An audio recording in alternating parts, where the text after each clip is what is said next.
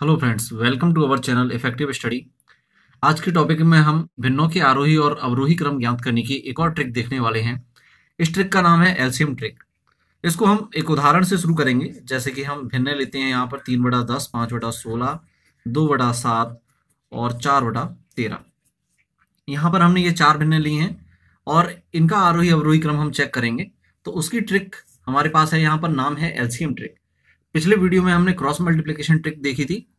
अब एक नई ट्रिक और सीख रहे हैं हम, एलसीएम ट्रिक। तो इसमें हम क्या करते हैं, अंशों के एलसीएम और हरों के एलसीएम को चेक करते हैं कि दोनों में से कौन सा छोटा है। जो भी छोटा होगा हम उस पर फोकस करेंगे। तो आपको एलसीएम निकालने की जरूरत नहीं है, केवल पहले तो ये देखना है कि छोटा एलसीएम किसका होगा। तो जो संख्याएं छोटी होंगी उसका एलसीएम छोटा होगा। यहाँ पर हमको क्लियर दिख रहा है 3, 5, 2, 4 का एलसीएम जो है वो 10, 16, 7 और 13 के एलसीएम से छोटा होगा। तो इन सभी का एलसीएम निकाल लेते हैं। 3, 5, 2 और 4 का एलसीएम क्या होगा, यहां पर एलसीएम निकल के आएगा इनका 60। अब इस एलसीएम, जो भी हमने एलसीएम निकाला है, उस एलसीएम के बराबर करना है इन सभी अंशों को और साथ ही साथ उनकी रेस्पेक्ट में हरों को भी मैनेज करना है। तो अगर 3 को हम 60 लिखते हैं तो ये कितना बढ़ गया, 20 टाइम्स बढ़ गया। 3 में आप 20 का मल्टीप्लाई करोगे तभी 60 होगा। तो आप 10 में भी 20 का मल्टीप्लाई कर दीजिए, ठीक इस तरह से।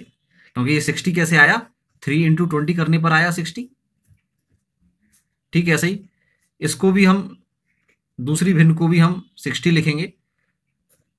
तो 60 कैसे आया, 5 में 12 का आपने मल्टीप्लाई किया। अब ये 12 का मल्टीप्लाई किया कैसे मालूम पड़ा, अब 5 का पहले डिवाइड दे लीजिए 60 में। 12 टाइम्स गया है तो 12 का मल्टीप्लाई यहाँ 16 में और हमको करना है। ठीक है, ऐसे ही 2 को भी आप 60 लिखोगे, मतलब 30 का गुणा हुआ है तो साथ में भी 30 का गुणा कर दीजिए। और 4 को 60 लिखेंगे, मतलब 15 का गुणा हुआ है तो आप 13 में भी 15 का गुणा कर दीजिए। तो इस तरह से भिन्न बनी 60/200, 60/16 और 12 का आप यहाँ मल्टीप्लाई करेंगे तो 192 हो जाएगा।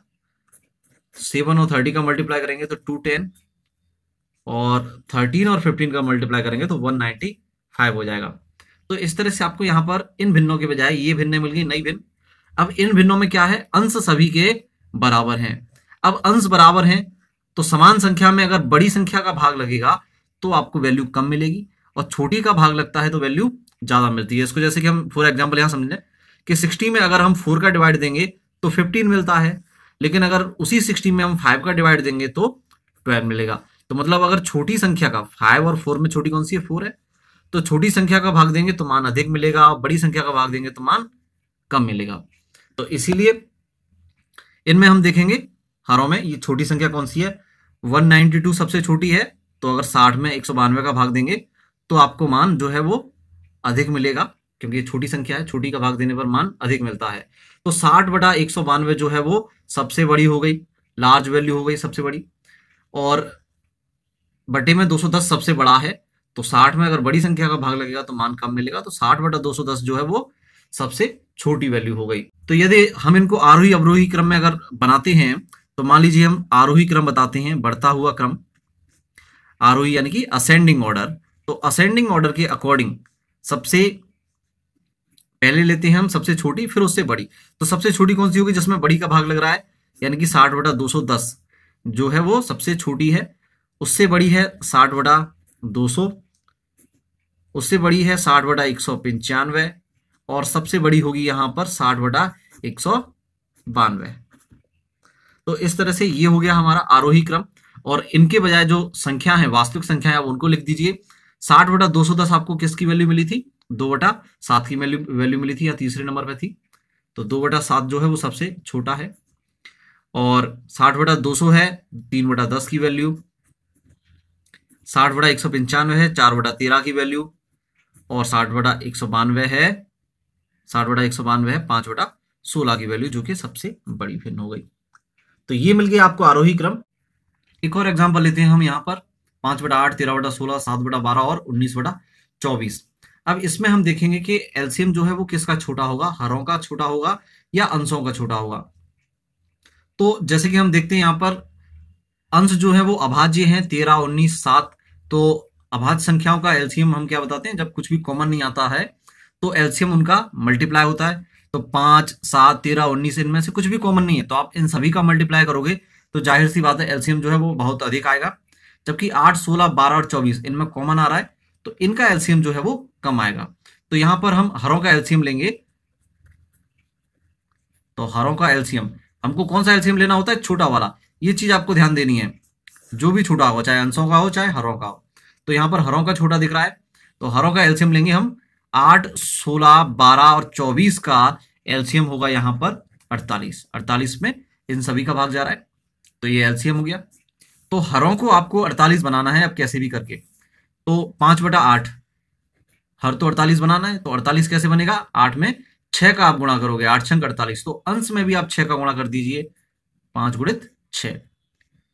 इसको आप 48 बनाओगे तो 16 × 48, तो 13 में भी 6 का 3 का गुणा कीजिए, 13 × 39 होता है। 12 को 48 बनाओगे मतलब 4 का गुणा किया है, क्योंकि 12 चौक 48 होता है, तो 7 में 4 का गुणा कर दीजिए। और ठीक है, ऐसी 24 को आप 48 बनाओगे मतलब 2 का गुणा किया है, तो 19 में भी 2 का गुणा कर दें। तो फिर इस तरह से आपको संख्याएं मिलेंगी यहां पर 30/48, दूसरी संख्या आपको मिलेगी 39/48, 28/48 और लास्ट मिलेगी आपको 38/48। तो पिछले में क्या था? अंश सभी बराबर थे, लेकिन यहां पर हर बराबर है, तो हर बराबर है, तो वहां पर थोड़ा सा आपको यह ध्यान देना है, जब हर बराबर होते हैं तो छोटे अंश वाली संख्या छोटी और बड़े अंश वाली संख्या बड़ी होती है, इसमें कोई कंफ्यूजन नहीं है। लेकिन जब अंश बराबर होते हैं तो वहां आपको ध्यान देना है कि बड़ी संख्या का भाग लग रहा है मतलब वो संख्या छोटी है, और छोटी का भाग लग रहा था तो वो संख्या क्या थी? बड़ी थी। लेकिन यहां ऐसा नहीं है, यहां हर बराबर है, तो सीधी सी बात 28 जो है अंशों में सबसे छोटी है, तो 28/48 भी सबसे छोटी संख्या होगी। उससे बड़ी होगी 28 से बड़ी 30/48, फिर उससे बड़ी 38/48 और सबसे बड़ी होगी 39/48। हर बराबर है तो केवल अंशों में आपको क्रम चेक करना है। तो 28/48 किसको लिखा गया था? 7/12 को। 30/48 ये किसे लिखा गया है? 5/8 को। 38/48 19/24 को। और 39/48 लिखा गया है 13/16 को। तो इस तरह से हो गया बढ़ता हुआ क्रम, यानी कि आरोही क्रम, या हम कहेंगे असेंडिंग ऑर्डर। तो उम्मीद है आपको ये एलसीएम ट्रिक भी समझ में आई होगी, आरोही अवरोही भिन्नों के आरोही अवरोही क्रम याद करने की। यदि आपको ये वीडियो पसंद आया हो तो प्लीज इस वीडियो को लाइक कीजिए, हमारे चैनल को सब्सक्राइब कीजिए और जो बेल आइकॉन है उसके नजदीक उस पर क्लिक कीजिए ताकि आपको लेटेस्ट वीडियो का अलर्ट तुरंत मिले और आप हमारी वीडियो देखकर एग्जाम में सफलता प्राप्त कर पाए। तो थैंक यू, गुड बाय।